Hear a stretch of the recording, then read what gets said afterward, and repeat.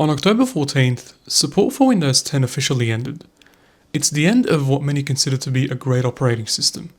But was it really time for Windows 10 to step down and let Windows 11 officially take the reins? In this video, we're going to explore the history of Windows 10. We're also going to look at whether this decision was premature and the effect that it has on users.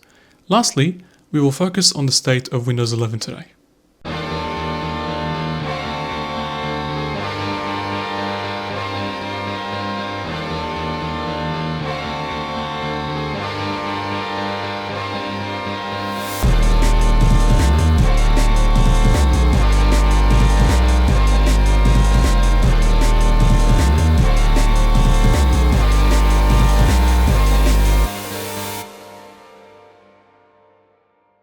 On September 30th of 2014, Microsoft officially announced Windows 10 as the successor to Windows 8.1.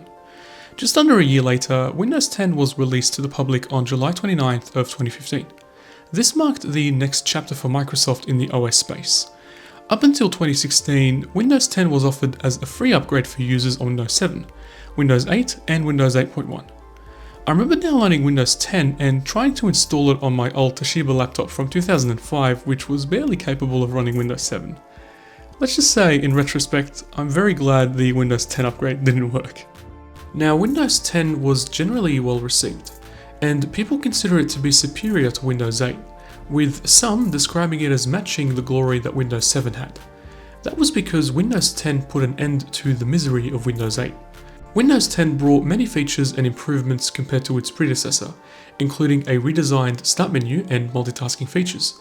It also introduced the Cortana virtual assistant and the Microsoft Edge web browser, which is arguably one of the best web browsers around today. Over time, Windows 10 became a popular and stable operating system, eventually becoming more popular than Windows 7 before Windows 11 was released. Throughout its lifetime, there were many version updates for Windows 10. Some of the more notable updates include version 15.11 in November 2015, which improved stability and added Skype integration, version 16.07 in August 2016, which introduced Windows Ink and Dark Theme, and brought improvements to Cortana, and version 19.03 in May 2019, which introduced Light Theme and Windows Sandbox. Windows 10 eventually received two final major updates, which were versions 21H1 and 21H2 in May and November 2021 respectively. Those added minor security and business features. And as we all know, Microsoft bid farewell to Windows 10 on October 14th of this year. Okay, so now we know a bit about Windows 10's history, including the end of its support.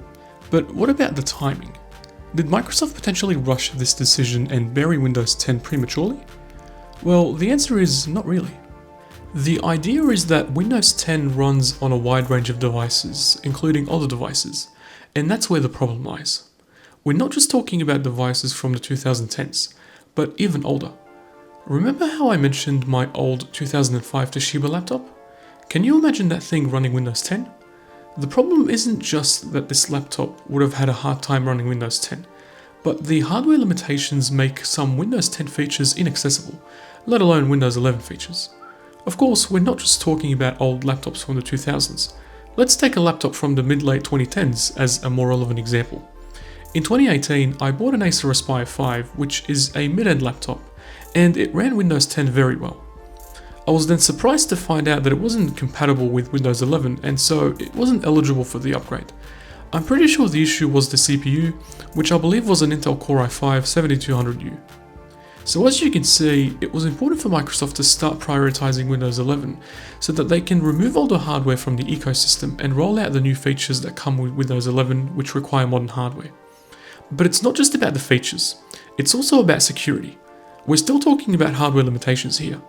Windows 11 requires a device to have hardware-based security features like a Trusted Platform Module or TPM, specifically TPM 2.0.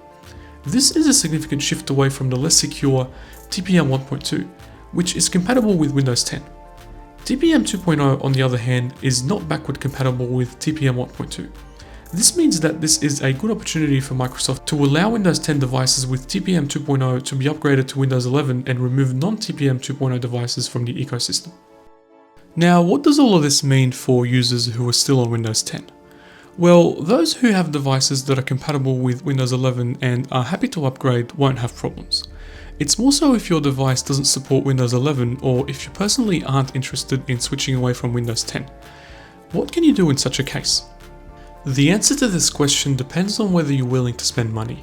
So if your Windows 10 device isn't compatible with Windows 11, are you thinking of buying a Windows 11 device? Or if your device is compatible with Windows 11 but you aren't willing or ready to upgrade, at least for now, are you happy to enroll in Microsoft's Extended Security Updates or ESU program? In case you're not familiar with ESU, it's basically a paid option for Windows 10 users to still receive security updates after October 14th, so after Windows 10 support officially ended. But on another note, keep in mind that users aren't just individuals. Users also include businesses and organizations, and they are affected by this just as much. For example, I work in the public sector, and my organization only just started transitioning our work computers from Windows 10 to Windows 11. Even then, that process is still far from complete, and my work computer is actually still running Windows 10 at the time of recording this video. This brings us to an important aspect, which is the state of Windows 11 today. In other words, has Windows 11 reached a point where it can universally replace Windows 10? I mentioned earlier that my workplace only just started the transition to Windows 11. Now there is of course the argument that it wouldn't be wise for a large organization to transition to a new operating system as soon as it's released. But on the other hand, Windows 11 was released 4 years ago now, so was it worth staying on Windows 10 for an extra 4 years? Let me know what you think. But how can we assess whether Windows 11 is ready to take over? We need to consider stability, security, and user experience. Generally speaking, it's safe to assume that Windows 11 is a stable OS today. It received many updates over the last 4 years, and it's definitely comparable to Windows 10 from an optimization perspective. From a security perspective, you can argue it's more than ready. Windows 11 focuses on the more modern hardware, which allows it to enforce better security like TPM 2.0 as I mentioned earlier, but also virtualization-based security. When coupled with consistent security updates from Microsoft, you end up getting both reliable software security and hardware security, which simply can't be replicated on all Windows 10 devices. Lastly, from a user experience perspective, I've been using Windows 11 since 2023 for all kinds of tasks, including productivity, gaming, and video editing. Now, my experience has been positive enough that I didn't really mind the transition. The interface feels fresh, and I really appreciate some of the smaller features like being able to open multiple folders as tabs rather than as separate windows, similar to web browsers. The only negative aspect of my experience with Windows 11 is that it has worse backward compatibility with older programs and games for some reason. For example, I recently downloaded a game I used to play from the early 2000s, which used to work just fine on my Windows 10 laptop, but on Windows 11, I had to use a graphics wrapper to make it work. Of course, this doesn't mean that I didn't have that kind of issue with older games on Windows 10, but just not as often as Windows 11. But then again, your experience is unique, and retro gaming may not mean as much to you as it does to me. Overall, your user experience will be shaped by whatever you consider to be important. But what do you think about Windows 10 and Windows 11? I'd love to hear your thoughts in the comments. Thank you so much for watching. I really hope you've enjoyed this video. If you have, please like, share and subscribe. And feel free to let me know in the comments if there is anything tech you're interested in and want me to make a video about. Also, please consider supporting me by donating to my channel through buymeacoffee.com.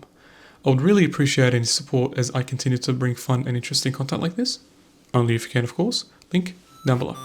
This was the Wizard of Tech, and I'll see you in the next video. Take care.